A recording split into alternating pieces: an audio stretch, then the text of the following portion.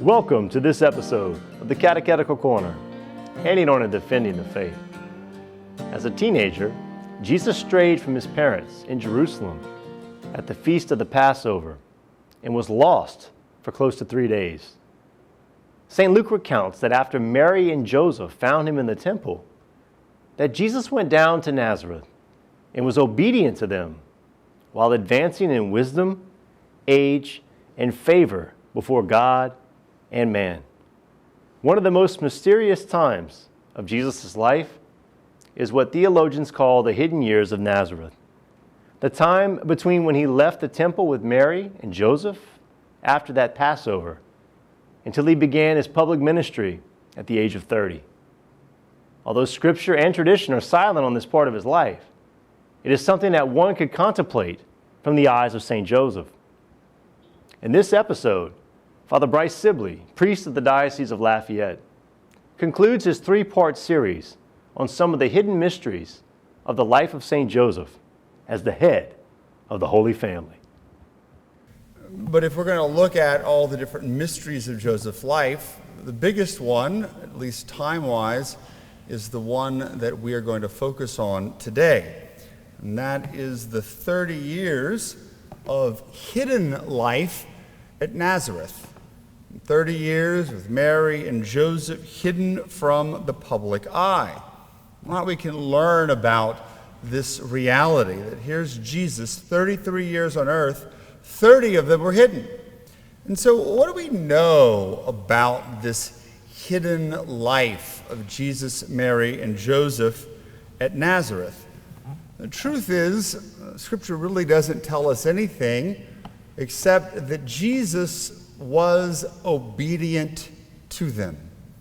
That Jesus was obedient both to Joseph and to Mary. And it's a great mystery there.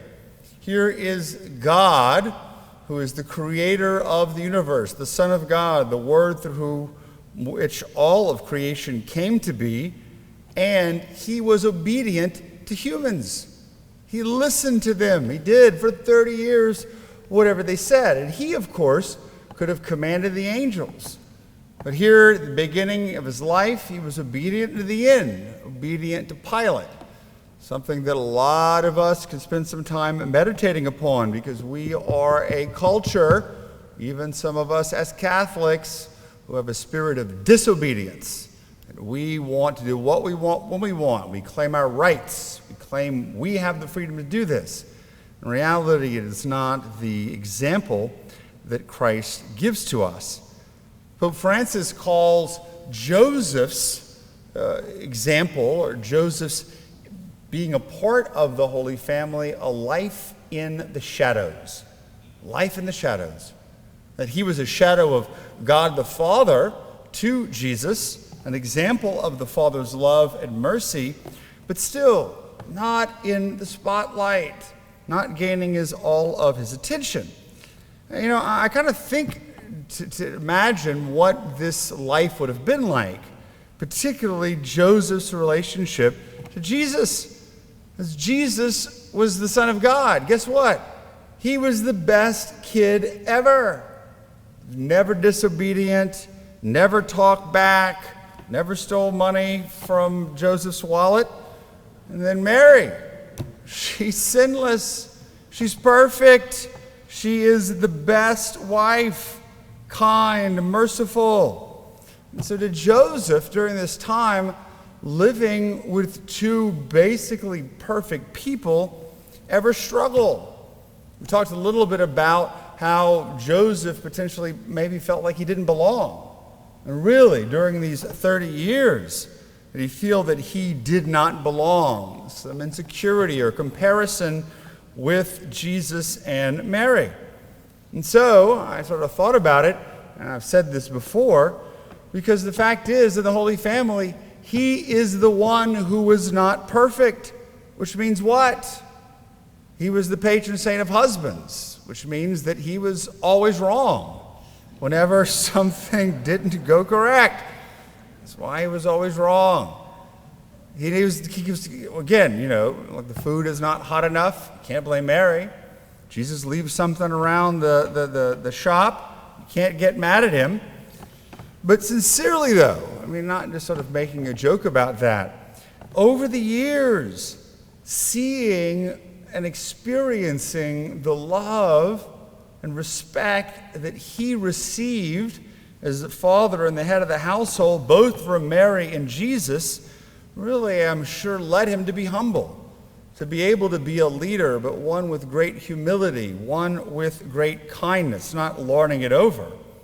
And the mercy and understanding, both Mary and Jesus realizing that Joseph wasn't perfect, that Joseph probably struggled with certain things, and they, in that love, tremendously merciful.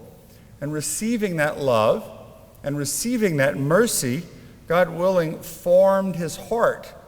And as a result, because he was shown so much mercy and he was shown so much love, that he was able to show mercy to others whom he encountered.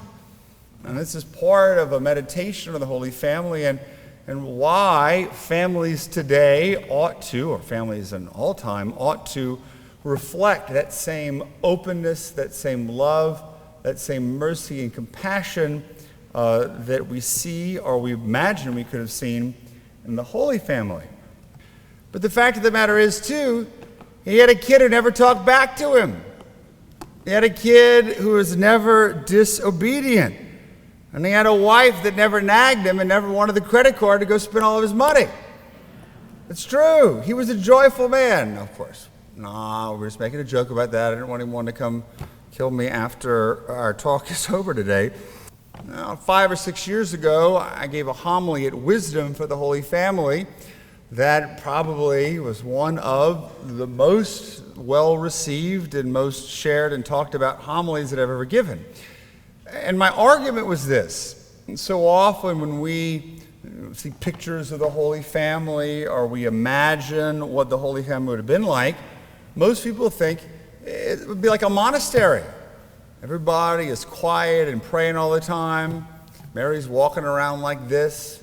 She goes to her room, never talks to Joseph, is praying and levitating all the time. And Jesus, of course, is in some corner communing with his Father, and Joseph is just sitting around doing nothing. Or maybe Joseph decided to walk around doing this too. It's a false idea of what family would be like. It's nice, it's pious, just like a lot of the times our ideas of who Mary was or who Jesus was sort of extracts them from any idea of what human life would be from our own experience. Instead, no, we can use our own human experience in order to get some better understanding of what exactly life of the Holy Family would have been like. And so surely there would have been times of prayer, but there was also a lot of human affection, a lot of human love.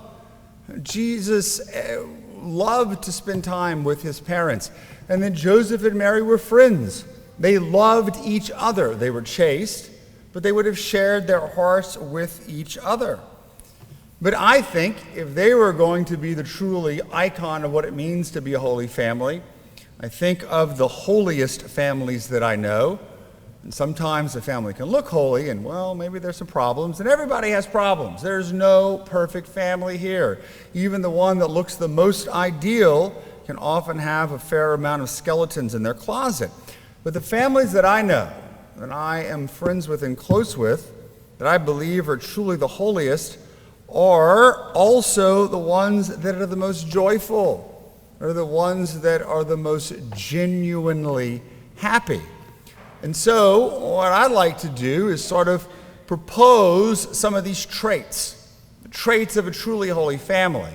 And these are the traits that I presented 5 or 6 years ago, although I've edited them a little bit.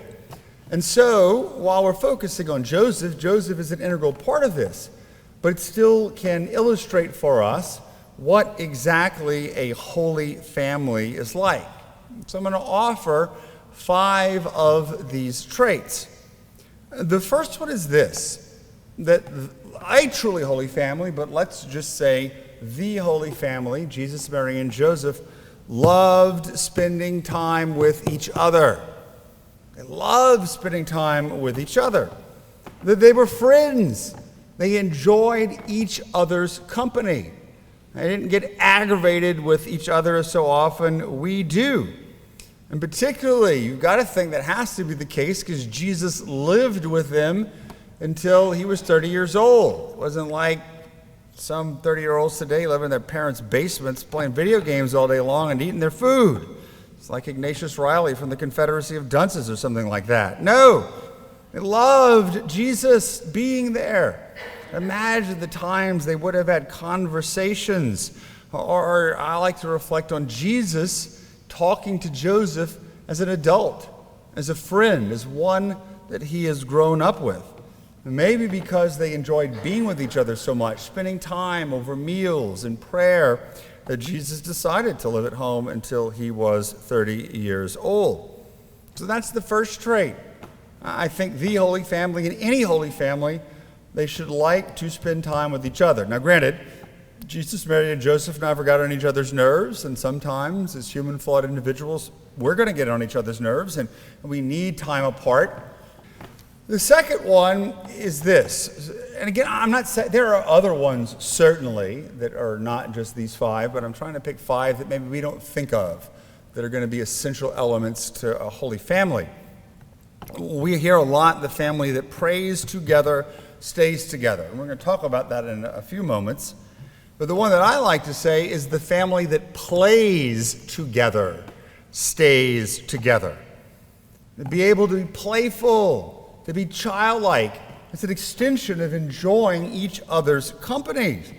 But to be able to sort of put aside work, to put aside things that are serious. Families that like to have fun together. Imagine Jesus, Mary, and Joseph sitting around with a game night. Our own families who like to maybe travel on vacation, to go to the movie together. That was what we used to do when I was a kid. Time of play. Play is important for us as humans, as a stress relief, but also as a reflection of the joy and the childlike nature that the Lord calls us to. I'm sure many of you have seen Mel Gibson's movie, The Passion of the Christ. That scene when Jesus or Mary's having a memory or Jesus is having a memory, and he builds a little table and he's sitting there and he sort of jokes around with his mother. That's a very human thing, a very real thing. And you can imagine over the course of Christ's life, there would have been numerous incidents like that. Particularly our Joseph, maybe playing with Jesus, throwing him up in the air, throwing balls, building whatever they built in the carpentry shop. These types of things are beautiful. And our own need as families to play. Because what happens is whenever we play, whatever anxiety or anxiousness or resentment that might be building up tends to be released. And so we can enjoy each other's company. And also, playfulness is what? It connects us to that childlike spirit that we are all called to have. We're going to enter into the kingdom of heaven. So the family that plays together stays together. The third one is that a truly holy family, and again, the Holy Family, is not closed in on itself. They're not walls around the family. They are open and welcoming of others. I think it's easy for us to imagine the Holy Family at Nazareth like they're in some type of a monastery, praying all the time. That's not the case at all. Again, we want to be able to protect our children. But I see a tendency, I've seen this for a while, of families, because of the threat of the exterior world, of their own insecurities and fears, kind of circle the wagons and cut off almost all contact with the exterior world. And that leads to you producing some pretty weird kids, sorry. It also leads to some strange behavior. We need to be able to protect our kids. We need to be able to sort of keep the unity of the family together. But, I'm not suggesting any of you watch this movie, but like Goodfellas or The Godfather, those mob films, there's a scene from Goodfellas when Lorraine Bracco's character talks about how all the mobsters, all the good fellows hung out with each other. They didn't have friends outside of the family. And she noticed that was weird. The same thing. We just watched Godfather 1 and Godfather 2 for the 500th time. They did not have friends outside of the family or business partners. It's a problem there when we close in the ranks. They were loving people, Jesus, Mary, and Joseph, just as we are supposed to be loving people. And as a result, our hearts are open to others and a willingness to show them charity, to show them love, to show them kindness. Particularly, if I'm correct, the goodness of the Holy Family sort of showed itself in joy. Joy is diffusive of itself. It's a radiation of the love and the gratitude that we're living. And so people would have seen Joseph's joy, Mary's joy, Jesus' joy, and would have been attracted to it, would have wanted to come to the house, see what's going on, eat some of Mary's cooking. She never burnt any of the food because she was sinless. And so people wanted to be there, and you could imagine the home was always open. The door was open for people to come in, to sit and visit. And they were willing, just like so many families here in southern Louisiana, to take guests in, to take friends in, to feed them, to give them a place to relax and to feel loved. They were a leaven to the community. They brought life, just as our families are too. They walk around dour all the time and sad and never talk to anybody and look like you're zombies or something. That's not what we're called to. We're supposed to be joyful and draw others to Christ. Fourth is the life-giving practice of the faith. Now, of course, here Jesus, Mary, and Joseph would have practiced the Jewish faith, the rituals and the holidays and all of the celebrations. And Joseph was a man of faith. Joseph brought his family to the temple. He practiced the faith. He led the rituals. You know, this is what I love about St. Joseph, and it's something that I've talked about before. And today, a lot of men have this idea that faith is for women. Well, you bring the kids to church, I'm going to sit around and watch football. That's not what Joseph was like. Joseph was a real man. Joseph was willing to be that leader and to be able to bring his family to worship. And they raised Jesus in the faith. They practiced the faith. And holy families do that. Their Catholic faith is essential to who they are, but it is not a bunch of rules imposed for the exterior. It's something lived from the heart. And so often, again, I'm not trying to point fingers here, but we see this. Not only the walls come up around families, but this idea of Catholicism is this anachronistic thing where the rules are forced. And the kids, because there's so much strictness, end up kicking out and rebelling. Again, maybe when we're young, we're a little stricter than when we get older, when we're like, just as long as you don't kill yourself, kids, I don't care what you do. That it's the risk that we run of pushing and shoving the faith down our children's throat. That simply doesn't work today. We want to respect their freedom, as we talked about, encourage them to think, to ask questions, to build trusting relationships with our children. Jesus would have trusted Joseph. There would have been a strong bond of love and friendship there. But the real way to do this is there has to be a true spirit of prayer, where parents actually pray and teach their kids and introduce them to the mystery of prayer, not just saying prayers, but really praying from the heart and letting the Spirit guide the life of the family. And parents, you can't teach your kids to pray if you don't pray yourself. And then fifth and finally, and this is, I would say, probably the most important, and is going to be the place that I launch the rest of the talk. The Holy Family, and truly holy families, there is the presence of transformative and redeeming love. Imagine if you were just somebody off the street, maybe you were having a bad day and you lived in the neighborhood, and you walked into that house. The attentiveness to Jesus, Mary, and Joseph would have had to be able to empathize, to see that you were struggling, and the love that they would have showed to you could have transformed your life, a redemptive experience being loved by these people. I'm sure all of us have had some experience of somebody who loves very well. It could be a friend, a family member, a spouse, and just simply being loved by them transforms our minds and transforms our hearts. And so that's what that love present in the Holy Family was like, and the love present in all real families is like. But here in our families, of course, there's going to have to be not just love, but it's going to have to be merciful love, a willingness to forgive, to show mercy, and to say, yeah, you messed up, but I still love you anyhow. To not constantly bring it up, to not let resentment build up. Imagine a family that is like that, how it would change individuals in the family and those who came into contact with that love. But it's not just loving. And this is something that I've talked about over the course of the past year in different retreats that I've given, most of them, of course, virtual retreats.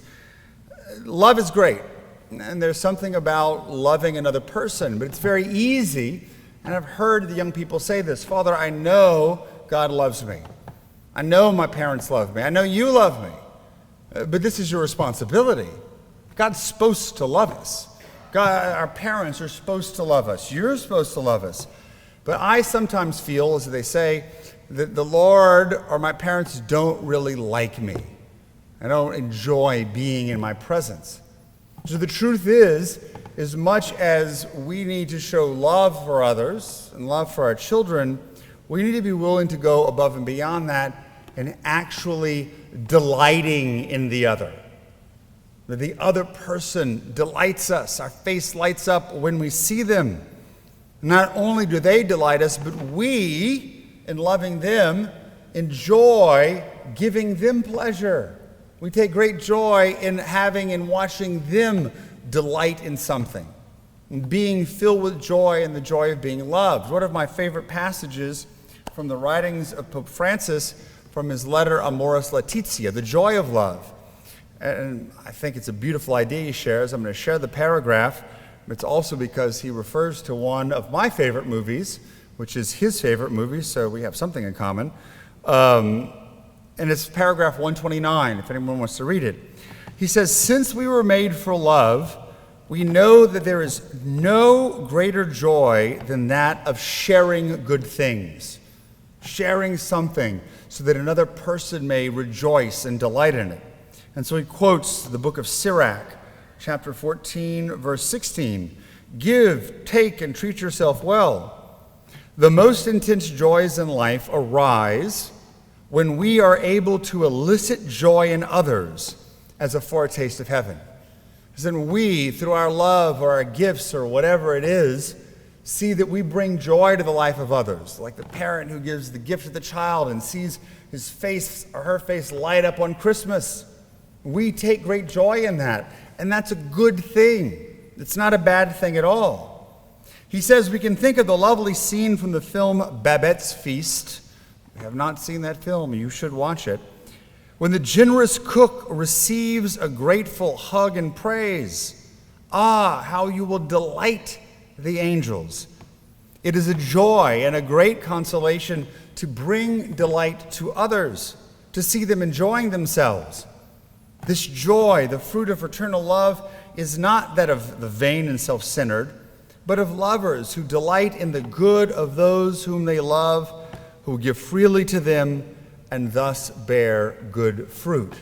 It's a beautiful quote. The joy of giving something out of love to another person and seeing the joy they have. But I think it's more than that. It's not just, hey, here's a gift that you're going to really like. I'm so happy to see you enjoying it. But actually delighting in them, letting them know that you are happy to see them, that you enjoy being in their presence. It's one of the things that I've learned a lot from my time as a campus minister. Is that you can sign up, the kids can sign up to come see me for counseling, for spiritual direction. And I do my best to really spend time with them.